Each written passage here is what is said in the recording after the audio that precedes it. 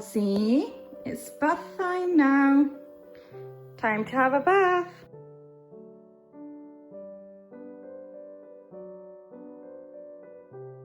Welcome to Sidra's lifestyle.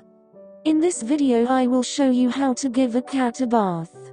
This is my cat Elsa. She has a bath once a week.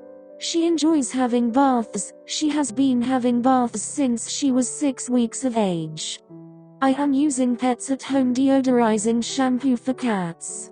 The benefits of this shampoo is that it's odor bustling, antibacterial action and rinse formula. Fill the bathtub halfway through with warm, but not hot, water. Wet the cat from the shoulders to the tail and apply shampoo. Just like your own hair, lather and rinse thoroughly. Since most cats hate having water splashed on their faces, use a damp washcloth to gently clean your cat's head. After a thorough rinsing, lift your cat onto a large towel and fold it around her. Rub as much water from their fur as possible. Long-haired cats may require the use of a blow dryer, but only if the noise does not terrify them. Elsa prefers to get naturally dried by the heater. Once she is dried, I normally brush her.